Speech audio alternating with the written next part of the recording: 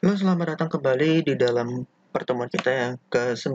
Jadi ini adalah pertemuan ke-9. Kenapa pertemuan ke-9? Karena kalau misalnya kamu saya bilang, yang kalau kita pertemuan ke-8 itu adalah namanya UTS, ujian tengah semester. Jadi kita skip satu pertemuan karena UTS. Jadi kita lanjut ke pertemuan 9. Nah, di pertemuan 9 kali ini kita akan belajar mengenai namanya kunci asimetris. Kenapa muncul kunci asimetris? Kenapa nggak Kenapa nggak digunakan aja kunci simetris? Pasti kan bertanya-tanya nih, kenapa kunci simetris itu nggak dipakai? Gampang kan? Tinggal satu buah kunci private, atau bisa bilang kita satu buah kunci encrypt dan satu buah kunci untuk decrypt. Satu kunci aja, nggak usah pakai dua buah kunci. Oke? Tapi satu, mungkin kalau misalnya kita lihat nanti ada disebut dengan segi namanya keamanan. Nah, jadi dikarenakan keamanan tersebut, maka muncul namanya asimetris. Oke, nah dalam pertemuan kali ini kita akan membahas namanya dua buah metode untuk yang asimetris, dan minggu depan kita juga sama, topiknya sama, masih kunci asimetris, dua metode lagi. Yang kita bahas kali ini itu ada dua metode. Yang pertama itu kita masuk namanya L-gamma. Oke, baru satu lagi itu disebut dengan namanya RSA. Ini mungkin, ya, kalau kita bilang RSA di sini adalah lebih banyak digunakan untuk beberapa bagian tertentu. Nah, apa sih nanti perbedaan di antara kunci simetris dengan kunci asimetris? Kita akan lihat sama-sama nanti di dalam pembahasan yang akan saya buat. Oke, kita masuk dulu ke pembahasan yang sedikit mengenai namanya kunci asimetris. Oke, jadi kalau misalnya kita bilang kunci asimetris, itu adalah sebuah kunci yang memiliki, bukan sebuah ya, berarti ada dua buah kunci, di mana kunci tersebut ada disebut dengan kata kunci private dengan kunci publik. Nah, yaitu apa sih kelemahannya kalau misalnya kita kenapa membutuhkan namanya kunci asimetris, kenapa kita nggak pakai aja kunci simetris? Di sini ada penjelasannya. Maksudnya di sini adalah semua link menggunakan kunci yang sama, banyak tempat yang dapat disadap. Jadi kalau misalnya dalam satu orang penyerang masuk, dia tahu kunci si A ini, otomatis kunci si B juga itu. Kenapa? Sama, dalam satu yang tempat yang sama, pasti kuncinya cuma satu. Itulah kunci untuk encrypt, itu juga kunci untuk decrypt. Apabila lagi kalau misalnya apa, orang tersebut gampang diketahui dari mana, dari segi mungkin dari segi gaya bicara, baru dari segi mungkin adalah hal yang dia sukai. Misalnya saya pernah lihat ada sebuah film di mana attacker tersebut atau penyerang tersebut menyerang sebuah perusahaan mulai dari satu orang di sana yang menyukai namanya kucing. Oke, jadi dikirim sebuah foto kucing ke si orang tersebut. Jadi ketika dia mengklik foto tersebut, maka dia akan langsung menjuru ke sebuah website. Dari website tersebut didapatkanlah semua data-data dari si orang tersebut. Jadi adalah si victimnya ya, kalau kita bilang adalah si korbannya. Jadi si korbannya tersebut didapatkanlah semua datanya, berupa juga apa? Kuncinya. Jadi ketika didapatkan tersebut kunci, maka kunci tersebut itu juga akan digunakan dalam untuk kunci-kunci lainnya. Jadi apabila cuma dapat satu, ya udah semuanya dapat. Itu dia kelemahan dari kunci simetris. Yang kedua, semua kunci harus diganti jika salah satu link dicurigai bocor atau kompromis. Ini yang tadi dia. Jika tahu ini, oh ini, ini ya, oh iya, berarti semua diganti. Gak boleh satu, semua. Kenapa? Ketika semua diketahui, maka satu diketahui, maka semua ikut diketahui. Jadi, sehingga itu tidak terjadi, apa yang kita lakukan yaitu mengganti cara keseluruhan. Oke, baru kesempatan kunci sulit untuk dicapai. Kenapa? Karena kadang-kadang kuncinya cuma satu. Kunci si dia dengan kunci saya, mau pakai tanggal siapa, tanggal lahir siapa, tanggal lahirmu atau tanggal lahirku. Nah kan susah. Kenapa? Kita akan sangat susah untuk menentukan kesepakatan. Masih mending kalau misalnya sama pasangan, sama soulmate, mungkin ada disebut dengan kata kegambaran yang sama. Misalnya dengan kata rabbit. Oke, sama-sama pakai rabbit. Aman ya? Tapi kalau misalnya itu sama teman sekantor, yang kalau kita bilang notabene itu kita jarang bertemu, jarang berbicara, tapi kita ingin membuat satu kunci yang sama, itu agak sangat susah. Makanya disebut dengan kata kecepatan. Kesepakatan untuk kunci ini sangat sulit untuk dicapai pada kunci simetris.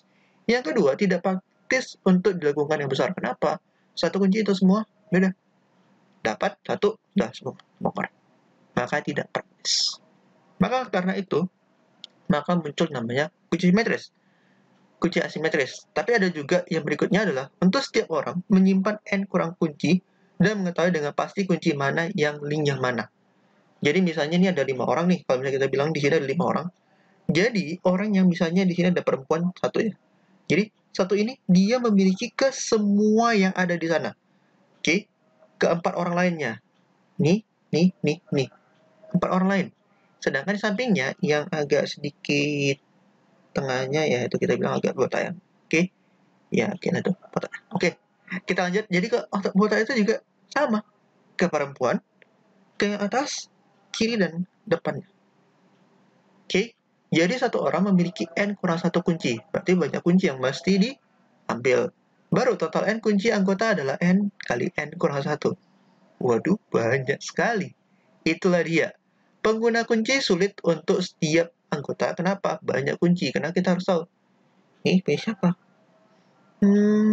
Oh iya tadi punyanya si itu kalau nggak salah. Kalau salah, nggak bisa buka nih. Ya tadi ya. Makin besar N, makin sulit untuk mengelola kunci. Pastinya. Kenapa? Makin banyak kunci yang harus disimpan dan dijaga. Itulah salah satu kelemahan juga di dalam kunci simetris. Maka muncullah asimetris yang disebut dengan kata kunci publik, di mana setiap anggota mempunyai sepasang kunci, yaitu ada namanya kunci publik dan kunci private atau disebut dengan kata kunci rahasia. Seorang dapat dengan bebas menciptakan pasangan kunci tanpa harus meminta kesepakatan dari orang lain. Dia tidak mesti tahu, aku kuncinya harus ini ya, kamu harus juga harus ini. Gak usah. Kenapa? Kunci publik dan kunci private. Jadi kita harus apa? Kesepakatan bersama. Tidak perlu. Di sini kan apa yang penting? Dia cuma tahu kunci publiknya ini, kunci private-nya silakan dibuat sendiri. Oke. Kunci publik dapat dipublikasi atau disimpan dalam satu database terpusat. Ini silakan. Jadi seseorang kalau misalkan ada kunci, ya bukan kunci rumah ya, kunci publik, silakan kalian kasih tahu orang, woi kunci publikku ini loh. Silakan kamu gaya. Kenapa? Ketika dia menggunakan kunci tersebut untuk menggunakan kuncinya kembali, itu tidak bisa. Maka itu sangat susah. Nanti mungkin akan sedikit saya kasih lihat sebuah video, tapi mungkin kita lihat nanti akan saya cek. Ada satu buah video saya di mana satu buah gembok itu memiliki 3 buah kunci. Dan yang mantapnya, kunci yang pertama digunakan untuk mengunci. Kunci pertama tapi nggak bisa digunakan untuk membuka. Hanya bisa mengunci. Baru yang bukanya adalah kunci yang kedua. Kunci kedua untuk mengunci, bukanya kunci ketiga. Kunci ketiga untuk mengunci, kunci pertama yang untuk membuka. Dia agak sedikit aneh sih. Satu buah gembok, tapi kok banyak kunci. Nah, itu dia. Nanti kita akan lihat gimana cara kerja gembok tersebut. Oke? Nah, kunci publik dapat dipublikasi atau disimpan dalam satu database terpusat. Setiap anggota menyimpan dan menjaganya kunci rahasia masing-masing. Jadi, setiap anggota tersebut silakan menyimpan kunci rahasia. Tujuannya apa? Supaya aman. Oke? Lanjut. Sudah intrak akhir. Ini sudah. Oke. Jadi, ini sedikit mengenai namanya penjelasan kunci publik atau kunci asimetris. Oke, ya mungkin cuma 4 slide saja, tidak masalah. Tetapi misalkan kalian kurang mengerti, silakan kalian tanyakan di tips dan saya akan menjawab dengan sebisanya atau setahu saya. Jika saya tidak tahu, maka saya akan mencarinya dan saya akan kasih tahu ke kalian ketika nanti saya sudah. Oke, Pak, akan di-share? Belum, masih belum. Karena tadi saya bilang adalah saya akan menjelaskan 2 buah metode yang menggunakan namanya penerapan dari kunci asimetris. Yang pertama adalah L-gamal, yang kedua adalah RSA. Oke, ini untuk tahapan awal penjelasan mengenai namanya kunci asimetris. Oke, kita masuk ke L-gamal.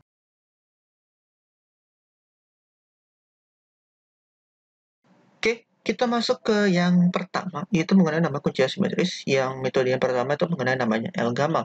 Ini merupakan L-gamal itu adalah sebuah metode kriptografi yang difokuskan di dalam namanya kunci asimetris, yaitu di mana kalau misalnya kita bilang kunci asimetris tadi adalah dia memiliki namanya kunci publik dan kunci private. Oke, Nah, pasti orang bertanya kenapa namanya El Gamal ya, kenapa nggak namanya Aprianto Halim? Karena yang pasti penciptanya itu adalah satu, bernama El Gamal. Oke, karena bukan saya, kalau saya pastinya adalah Aprianto Halim. Tapi karena bukan saya yang buat, maka itu adalah disebut dengan kata El Gamal. Nah, diusulkan oleh si Tahir El Gamal pada tahun 1985. Udah lahir? Pastinya satu, saya belum. Oke, karena saya adalah sekian, barusan lahir. Oke, kita nggak usah pikirkan kelahiran, kita fokus ke metode kita. Itu merupakan adalah kriptografi kunci publik berdasarkan pada Diffie-Hellman key exchange. Itu adalah pertukaran kunci si Diffie-Hellman. Jadi di mana adalah si A ke B ditukar kuncinya. Tujuannya apa? Supaya dia dapat pas, ini juga dapatnya pas. Jadi ketika dia tes, benar, oke, kuncinya dapat. Jika tidak, maka salah. Ini disebut dengan kata Diffie-Hellman. Karena Diffie-Hellman itu adalah sebuah penerapan yang diterapkan di dalam namanya kunci publik dan kunci private. Atau disebut dengan kata kunci asimetris. Di mana metode ini diterapkan pada SSL protokol. Apa itu SSL? Kalau kita panjangkan SSL itu adalah Secure Socket Layer atau layer yang aman. Diterapkan di jaringan. Betul sekali, di dalam jaringan. Jadi ini SSL protokol ini diterapkan di dalam jaringan. Jadi kalau misalnya kalian pernah, kalau misalnya kita ingat sendiri, kita pernah belajar namanya jaringan ya. Pastinya kan ini lagi semester 4 dan lagi belajar namanya jaringan. Di mana dalam jaringan di sini adalah dia menggunakan namanya HTTPS. PTS-nya itu adalah secure, bukan SSL. Oke. Nah, di sini dia adalah menggunakan secure. Nah, secure ini baru menggunakan namanya SSL, Secure Socket Layer. Jadi, pertama, kalau misalnya kita kenapa memerlukan HTTPS, kenapa kita nggak HTTP aja nih? Mungkin akan sedikit saya lari dari topik, saya masuk ke jaringan dulu sedikit, nggak masalah ya. Nah, dalam jaringan, kalau misalnya kalian menggunakan HTTP atau biasanya menggunakan HTTP, coba cek ketika kita melakukan namanya pertukaran data, atau ketika misalnya dia adalah laman login, saya masukkan username dan saya masukkan password, klik login, apa yang terjadi? Data yang kita loginkan tersebut itu tercatat di WhatsApp. Oke, jadi pastinya apa? Sangat berbahaya sekali. Jadi, ini otomatis apa? Jangan sampai ini terjadi ke kalian. Kenapa? Ketika itu, apalagi kalau misalnya itu adalah sebuah username, dan passwordnya itu kita sering pakai untuk pertama ATM, kita sering pakai untuk ya keperluan yang lain yang penting. Oke, jadi apabila itu terjadi, ya siap-siap datanya hilang semua. Makanya kenapa muncul namanya HTTPS. Jadi apakah HTTPS aman? Saya masih belum tahu pasti. Kenapa? Mungkin oke lah kita bilang untuk sampai saat ini aman. Kenapa amannya? Ketika misalnya tadi kita login lagi, kita login di dalam WhatsApp, apa terjadi? Datanya tidak tercapture. Salah satu sisi berarti itu aman ya. Tapi di sisi lainnya apakah? Saya masih belum tahu apakah ini sampai di mana keamanannya. Tetapi untuk sampai tercapture atau data tersebut terambil di dalam WhatsApp, itu tidak. Kalau HTTPS. Oke, kita masuk lagi ke dalam kriptografi yang di sini tadi ada SSL protokol adalah Secure Socket Layer Protocol, baru IETF. Mungkin kalian cari tahu sendiri itu kepanjangan apa, tapi inilah juga sama untuk dalam bagian keamanan. Baru yang ketiga itu disebut dengan kata GNU. Baru Privacy Guard Software, atau itu biasanya lebih ke bagian user interface. Jadi sebuah aplikasi yang memiliki user interface biasa dikatakan dengan kata GNU. Yang terakhir adalah Recurrent Version of the PGP. PGP, apa PGP? Apakah? Pretty good privacy. Pretty, cantik, good, bagus, privasi. Privasi kita, keamanan, private. Oke, jadi gimana cara keamanan kita itu bagus dan baik, supaya ketika kita berselancar, kita aman terus, semuanya. Itu menggunakan namanya PGP. Jadi salah satu PGP itu juga menggunakan namanya Elgam. Oke, kita lanjut. Jadi gimana cara dia melakukan namanya pengacak, supaya ketika kita bisa kirim namanya IP publik dan IP private-nya, apa yang kita kasih ke orang atau yang kita bisa share dan apa yang perlu kita simpan, yaitu ini. Pertama, kita akan memilih adalah sebuah bilangan prima yang besar. P yang besar. Misalnya 13 bilangan prima tapi apakah itu besar? Pastinya tidak. Kenapa? Masih kecil, 13. Carilah berikutnya, yang bilangan prima berikutnya. Berarti apa? Bilangan prima yang besar. Setelah itu, pilihlah dua bilangan acak yang lebih kecil dari P atau bilangan prima tadi kita dapat, yaitu G dan X. Pak, apakah G dan X ini juga mesti bilangan prima? Tidak mesti. Baru hitunglah Y, di mana Y itu adalah didapatkan dari G kali X mod P. Yang di sini kunci publik itu adalah Y, G, dan P, itu silakan kalian kasih ke orang lain. Sedangkan yang satu, X-nya jangan dikasih. Oke, X-nya itu jangan. Itulah sebagai kunci privat kita. Dan kunci publik adalah Y, G, dan P. Oke, gimana sih cara penerapan Elgamal ini? Kita lihat berikutnya. Jadi untuk melakukan enkripsi di teks M dilakukan pertama bilangan acak K, yang dimana K tersebut adalah P kurang 2. Oke, jadi itu adalah P kurang 2. Kunci publiknya itu adalah Y, G, dan P. Oke, Y, G, dan P. Baru kunci private-nya itu adalah X. Oke, tetapi Pak, di sini nggak ada X loh Pak, di sini hanya ada K, yaitu K itulah kunci private-nya. Ya, mungkin ada sedikit variabelnya sedikit berbeda, tidak masalah. Yang K-nya ingat itu adalah X-nya. Oke, lanjut. Pasangan A dan B itu merupakan adalah ciphertext jika jadi ciphertext besarnya adalah 2 kali dari plaintext. Jadi ciphertext kita awalnya, plaintext kita adalah ini, ciphertext kita 2 kali dari itu. Nah, untuk decrypt-nya menggunakan ini caranya, yang tadi adalah nilai X, itu yang tadi disimpan. Kunci privat di sini adalah X dan M, karena M itu adalah plaintext, dan X itu adalah kunci privatnya. Dan contoh penerapannya kayak gini, misalnya adalah Y, P-nya, G, dan Y. Baru private key-nya adalah X yang tadi kita simpan. Setelah itu adalah saya A. Saya ingin A, itu saya ganti, berarti adalah M-nya itu adalah kita ganti ke kode ASCII, di mana kode ASCII yang A itu adalah 65, maka dari A, masukkanlah G pangkat K, G pangkat K, G pangkat K, atau G pangkat X, G pangkat X, berarti 4 pangkat 5, mod P, P241. Oke, carilah, dapatlah nilai A. Baru, untuk M. M itu adalah M dikali Y pangkat K, mod P. Y-nya tadi adalah 60 pangkat K, K atau X. Ingat, K sama dengan X ya. Jangan nanti kalian pikir, Pak, nggak ada X, Pak. Adanya cuma K. Iya, sama. X sama K itu sama. Oke. Y pangkat X mod P, dapatlah hasilnya 11. Setelah itu gabungkan, maka dapat hasilnya adalah beta. Setelah beta ini dikirimkan, A dengan B, kirimkan, dikonversi, balik lagi, hasilnya M, itu adalah 65. Dapat? Dapat. Aman.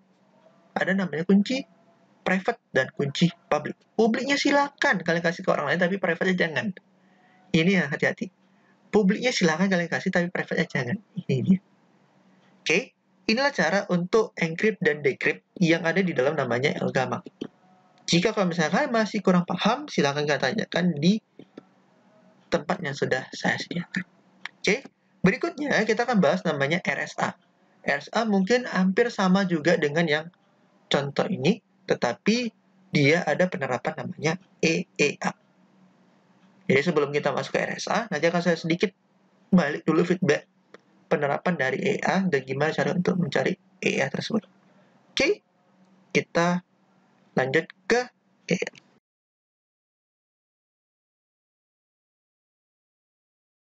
Oke, nah kita masuk sedikit, kita flashback dulu sedikit, kita masuk ke namanya EEA. Kenapa saya menggunakan EEA di sini? Karena nanti EEA ini adalah dia diterapkan di dalam RSA.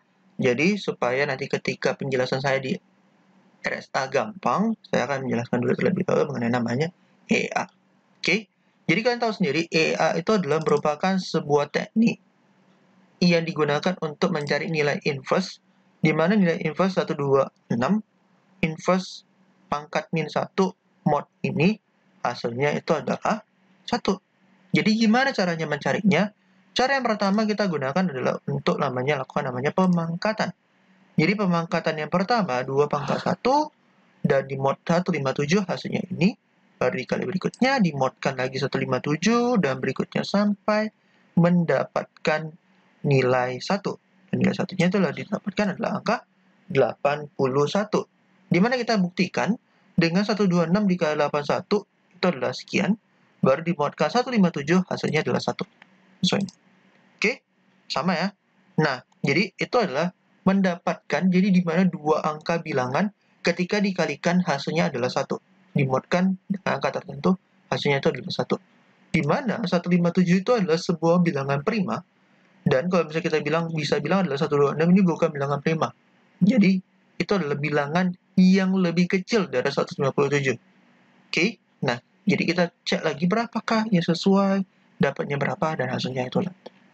Ini cara yang pertama, tanpa menggunakan EA. Tapi kalau misalnya kita menggunakan cara ini, pastinya satu, lama sekali untuk sampai ke tujuan. Maka muncul namanya EA. Di mana EA itu adalah sama tekniknya dengan menggunakan yang pencarian tadi. Cuman di sini adalah sedikit soalnya berbeda. Jadi supaya soalnya juga tidak berbeda dan hasilnya juga sesuai, jadi saya akan menggunakan namanya juga menggunakan ini. Oke. Jadi pertama adalah saya ada namanya sebuah bilangan. Bilangan saya adalah 157 dan 126. Oke. Baru yang berikutnya ini adalah di bawah, itu adalah disebut dengan kata angka 1 dan angka 0. Oke. Nah, jadi ada satu bagian lagi di bawah lagi, itu kalau misalnya hasilnya nanti itu adalah minus, maka kita gunakan yang tahapan bagi ini. Tetapi jika hasilnya tidak minus, maka ini bagian bawah tidak perlu. Oke. Nah, bagian berikutnya, bagian atas ini adalah nilainya, yang dimana ini dibagi ini, tapi adalah dibulatkan ke bawah. Jadi saya menggunakan integer untuk pembulatan dia ke bawah. Sebenarnya namanya floor ya, tapi ya saya lebih biasa, lebih suka yang ini. Oke, setelah dapatnya di sini, pasnya satu ya. Oke, kita lanjut. Maka ini dikurangkan dengan ini dikali ini, tapi ini di F4 kan. Oke, baru inilah hasilnya, 31 sisanya. Oke, maka dapatnya 1. Angka 1 itu kalau misalnya nanti munculnya, itu adalah di bagian mana? Di bagian atas sini. Jadi kalau misalnya dia angkanya sudah 0, maka itu sudah tepat dapat hasilnya. Jika itu belum 0, berarti belum dapat hasilnya. Oke, kita lanjut ke bagian yang kedua, yang ini. Di mana ini kita dapatkan dari mana? Dari ini dibagi ini, dapatkan di atas sama kayak tadi. Oke, berarti kita juga sama lagi. Berarti apa yang di atasnya kita cari dulu? Berarti ini dibagi ini, tapi sebelumnya kita adalah dibulatkan ke bawah, berarti ini bagi ini. Oke, dapat ini. Baru ini sama dengan ini dikurang ini dikali ini F4. Bukan 5, salah. F4, sudah, enter, dan geser ke bawah. Ini hasilnya, minus 4.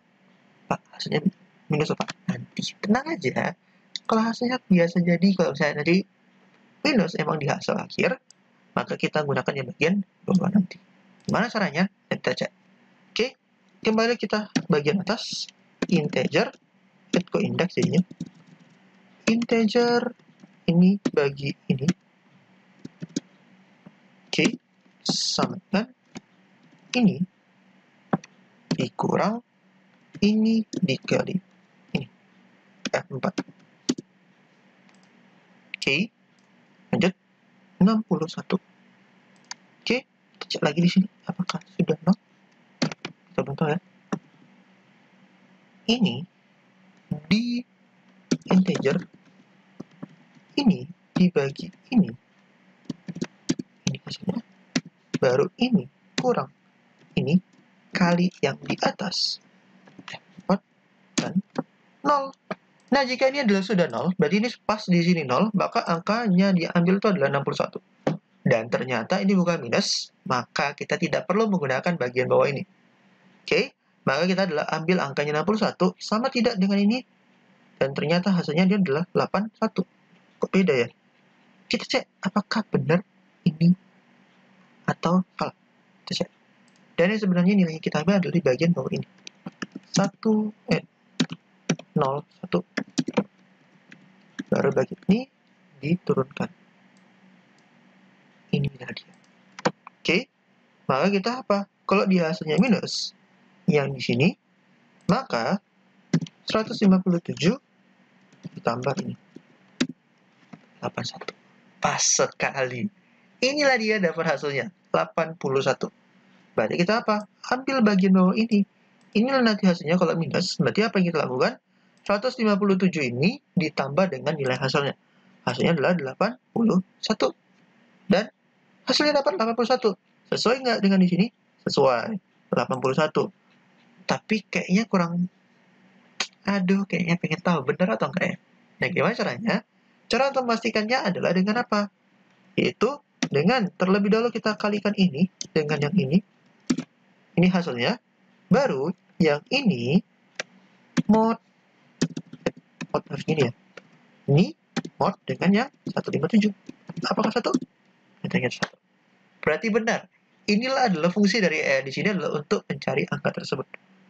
Pak, gampang ya Pak, nggak gitu banyak ya? Iya, karena kecil. Kalau angka yang besar kayak yang ini, ya membutuhkan banyak juga space. Oke, sampai sini aman ya. Jika ada pertanyaan, silakan tanyakan. Jika tidak, ya kita lanjut ke metode berikutnya. Oke, ini adalah sekedar pengantar. Jadi nanti angka ini akan kita gunakan yang tujuannya adalah untuk mencari nilai EA. Oke, ini disebut dengan kata cara naif. Kenapa cara naif? Yaitu cara yang cari satu-satu. Masih mending kalau misalnya ini 81. Kalau tadi adalah 100 sekian, dan terima kasih. Dah, saya telan.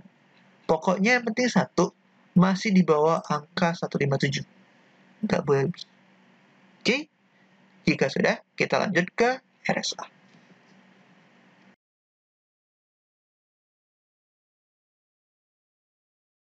Oke, kita masuk ke yang bagian yang terakhir. Jadi di sini, jadi sebelum nanti mungkin di bagian terakhir nanti, saya akan sedikit kasih sekalian sebuah video. Jadi video tersebut itu adalah yang menggunakan yang tadi saya bilang, sebuah gembok, di mana gembok tersebut digunakan 3 buah kunci. Gimana penerapannya nanti akan cek, nanti akan saya buat, jadi akan saya share ke kalian juga supaya seperti kalian bisa tahu itu kuncinya gimana cara menentukan. Oke, kita lihat. Kita akan masuk dulu. Yang pertama adalah RSA. RSA ini apakah adalah sebuah singkatan? Pastinya sebuah singkatan. Tapi singkatan dari apa?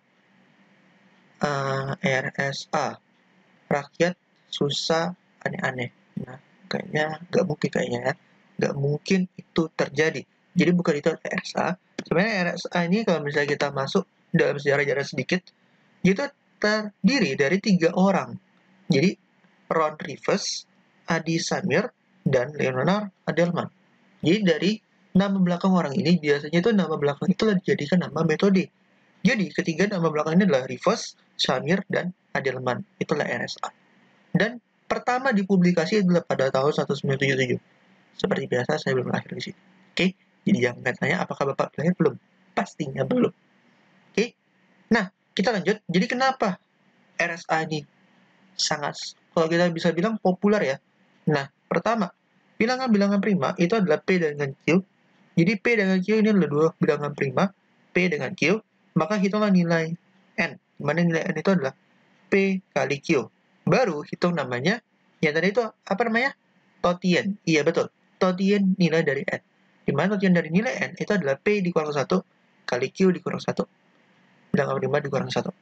Pilihlah kunci D secara random, di mana kunci tersebut merupakan bilangan dari range maksimum P dengan Q.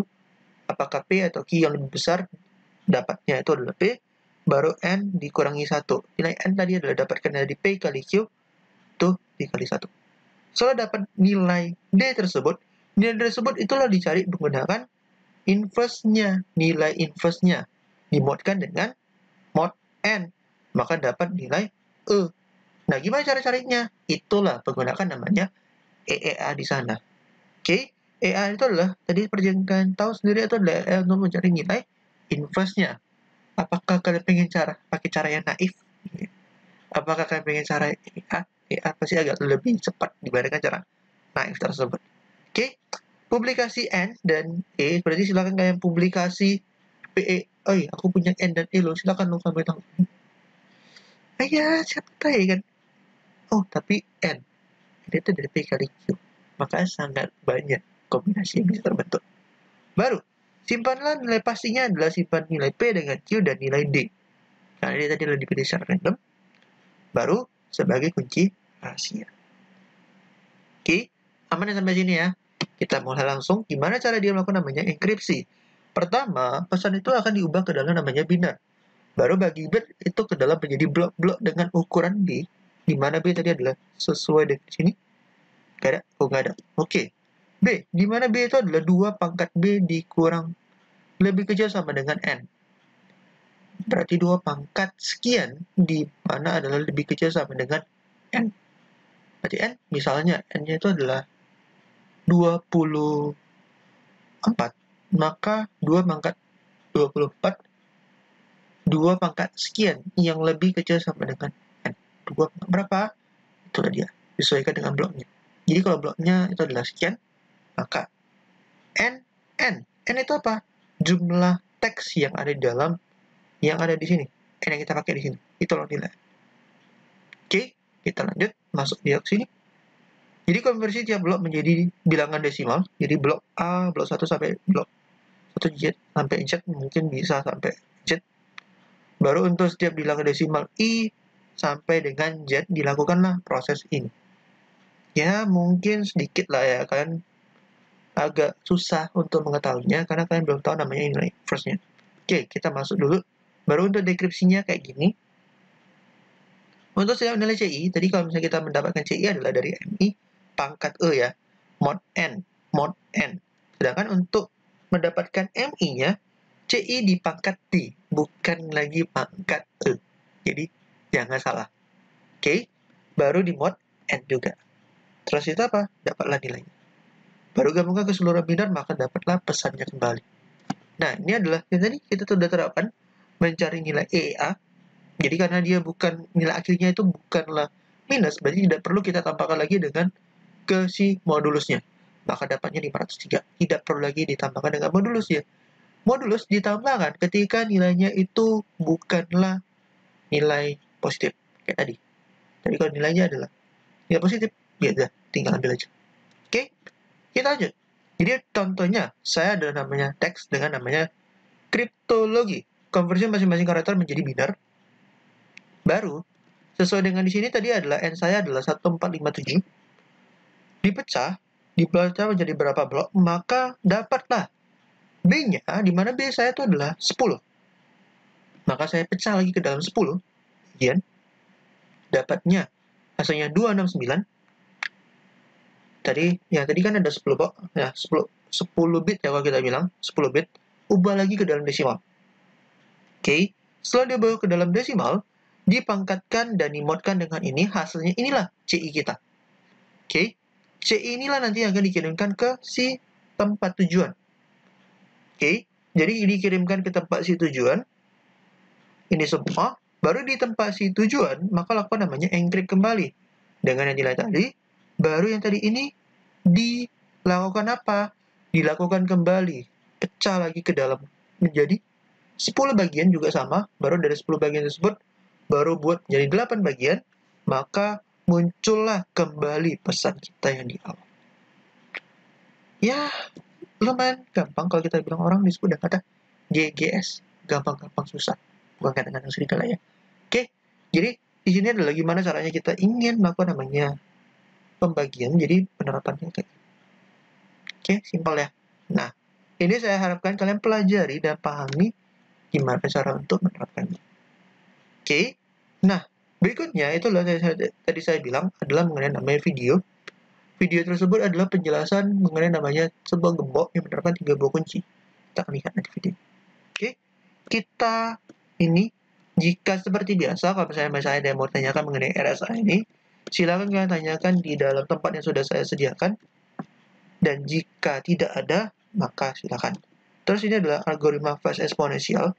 Mungkin untuk lebih mempercepatnya, karena penting tadi kalau misalnya untuk mencari EA, jika perlu silakan, karena ini pangkat lumayan ya, silakan. Kalau untuk kalkulator kayaknya biasanya udah mulai error. Jadi supaya bisa pakailah ini. Gunakan.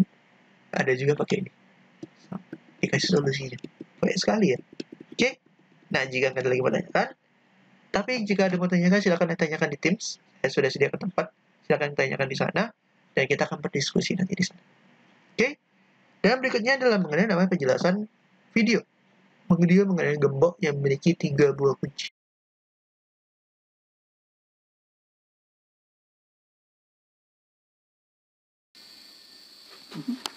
So inside here is a very special lock. It is a changeable lever lock from Chubb Factory. And the lock was invented to lock away high security stuff, for example the Enigma machine. If you look on the top, Chubb's patent change key lock from 1910. So the device functions as follows. I don't know which is the right key. The key who locks up the lock opens it again. Yeah. We have here number 2. I don't know where it is. Oh, here. Sorry. Key number 2. Up. Now I take key number 1. Close the lock. And key number 2 does not operate it anymore.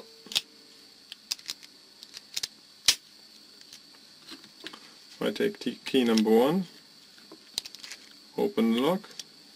Now I take key number 3, close the lock, and key number 1 does not operate anymore.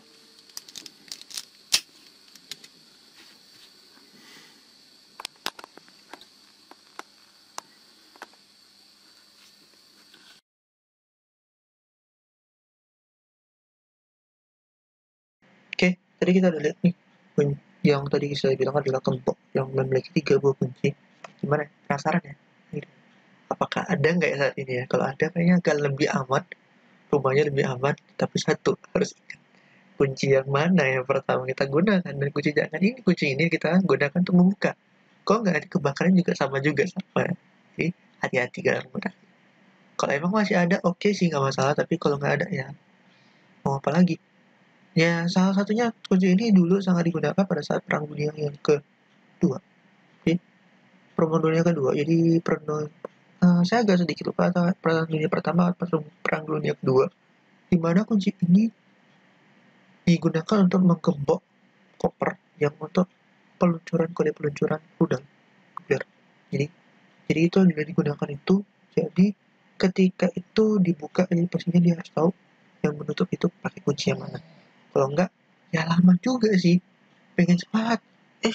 Aduh, kok bisa? Aduh, nggak bisa. Oke, ini dia sekian. Pertemuan kita adalah pertemuan ke-9 ini. Jadi, jika ada yang mau tanyakan, silakan ditanyakan di dalam tim yang sudah saya sediakan tempat. Tapi jika tidak ada, silakan pelajari kembali dan coba diterapkan dulu, latihan dulu gimana cara untuk menerapkannya, dan bisa nggak itu diterapkan di dalam kalian sendiri supaya kalian lebih aman dalam menyimpan. Oke, cukup sekian sampai dari pertemuan kita 9 dan 9. Jika ada yang menanyakan, silakan tanyakan di tim. Jika tidak ada, berarti cukup sampai sekian, dan sampai jumpa di pertemuan ke-10. Dadah.